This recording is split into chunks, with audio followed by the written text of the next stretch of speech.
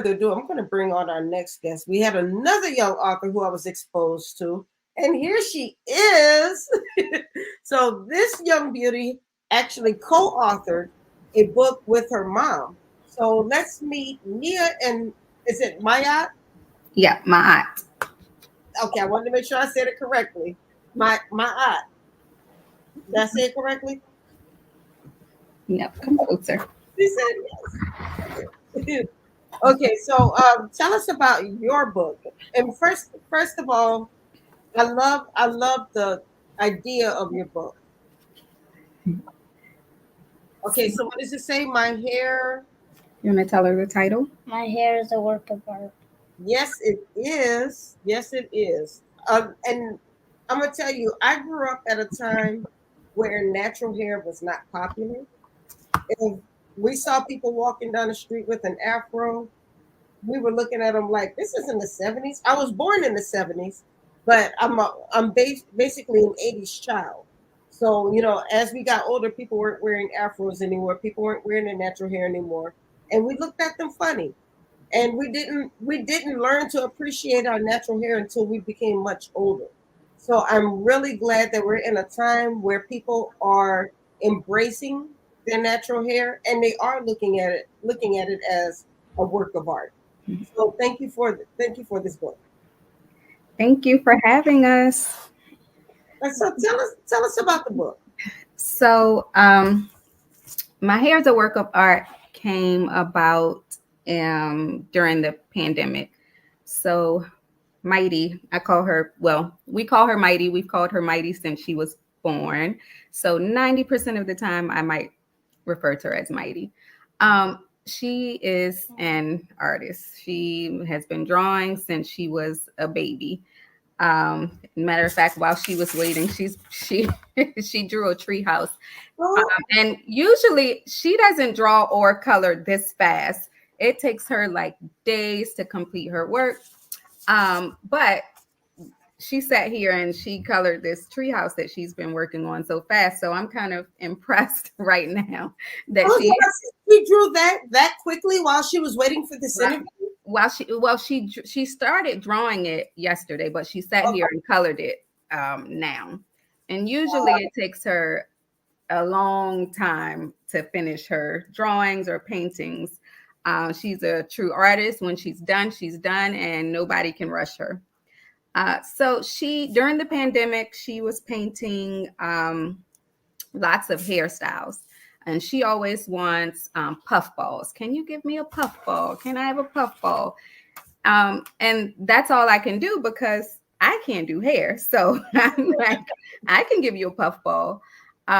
So what made me so proud of her work at that time was during that time we were learning more and more about the Crown Act. Yeah.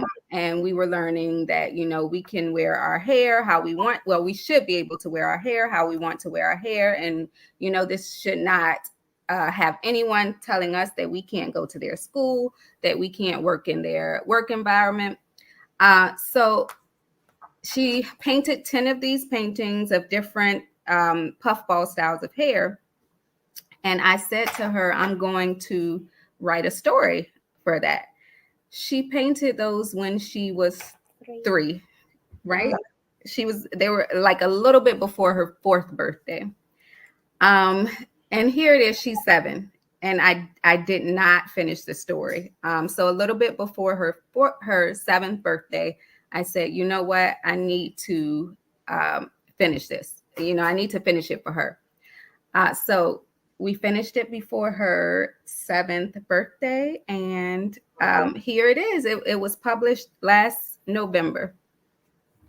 That is amazing. So, so what are some of the hairstyles that she drew for the book? I know you said she did the puff. What are some other hairstyles? So she did. You want to talk about these ones?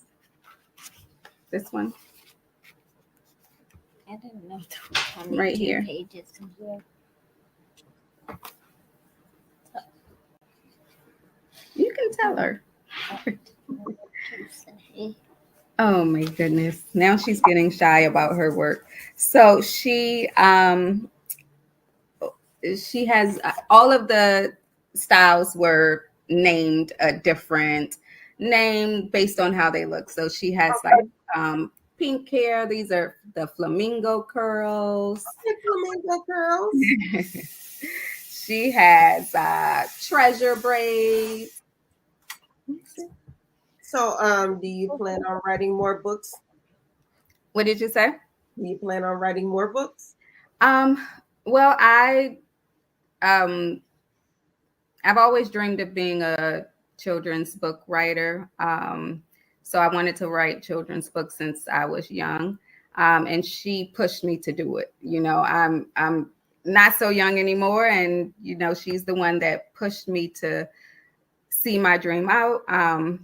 When I was young, I would write essays. I would write like essays to enter contests, and I would write speeches to enter contests, and I would write poems to enter contests. And I would win. And, I just, something happened and I just stopped. I stopped writing. So I'm glad that she pulled it out of me. And, I plan to write again. I plan to ask her to be my illustrator again. I think it's wonderful, and that's what I think is most wonderful is that sometimes our kids are the ones who motivate us. Our kids are the ones who push us. We think as parents that we always have to do the motivating and the encouraging and the pushing, but sometimes our kids are the ones who push us. And so it's beautiful to see that she was the one who kind of pushed you into something that you'd always wanted to do. So did you say now? Do you want to write more children's books? Are you going to continue being a children's book author? Yeah, I want to write more children's books. I'm a school teacher, and one of my I, favorite things about teaching is being able to teach young children how to read and to watch them fall in love with reading, watch them fall in love with books. I'm working on a book on my iPad. Oh, and she did you speak up? Say it louder. I'm trying to make a book on my iPad. Oh, tell us about the book. You want to tell her the title? Oh, I called I called it Mysteries. Speak louder into the mic. I called it Mysteries. I can go. Can I get my? Do you want to go get it? Yeah. I'm getting my tablet. So the title is Mysteries. So she initially was writing on like loose leaf paper. Okay. And then her dad got her an iPad, and he was showing her how she can do it digitally. So she's been really focused on making her mysteries book. Well, you know what though? I love it. I mean, but I talked to the last guest about how I started writing at a young age, at 14 years old, 12 to 14 years old. So to see and now what grade is she in? Seventh grade? Or I'm sorry, she's 7 years old. She's in first grade. Yes. Yeah. So to see a young child at that age have that type of interest in writing her own books is amazing, and I'm glad that you are taking the time to cultivate that, because you never know what it's going to turn into later. You got it? Do you want to turn it around? I think she's pulling it up. Okay. Well, while she's pulling it up, Mark Bosher wanted to know what grade level you teach. Something happened. So right now I teach Head Start, and I've been teaching for 17 years. So I've taught Head Start, kindergarten, first grade, and second grade. Well, you know what's so funny is you've been teaching for 17 years and you don't look much older than 17 now. So Well, I think it's I think the screen is oh, there it is. I can see it now. So she's been kind of getting into her digital art thing. So she's making, and oops, I'm sorry, I wrote on it. Can you erase that? I shouldn't touch things I don't know about. You're messing with stuff. Okay, she fixed it. Is there another page on here? Multiples, but one is not a part of the book. Okay.